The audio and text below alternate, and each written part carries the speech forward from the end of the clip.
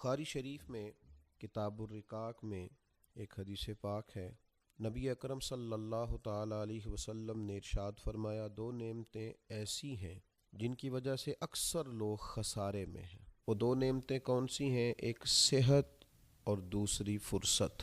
لوگوں کو اللہ تبارک و تعالیٰ نے صحت تندرستی عطا فرما رکھی ہے، اس کے ساتھ ان کے پاس فرصت ہے، وقت ہے، اللہ کو راضی کرنے کے بہت سارے کام کر سکتے ہیں، لیکن ان دو نعمتوں کی وجہ سے لوگ دھوکے کا شکار ہیں، اپنے وقت کو ضائع کرتے ہیں۔ نتیجہ یہ نکلتا ہے کہ انتہائی نقصان کا شکار ہو جاتے ہیں۔ اللہ تعالیٰ اگر فرصت دے، اللہ تعالیٰ اگر صحت دے تو کرنا کیا ہے؟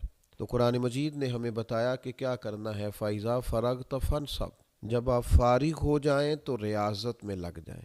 وَإِلَىٰ رَبِّكَ فَارْغَب، اور اپنے رب کریم کی طرف راغب ہو جائیں، اللہ تبارک و تعالیٰ کی اطاعت کے، فرما برداری کے کاموں میں لگ جائیں۔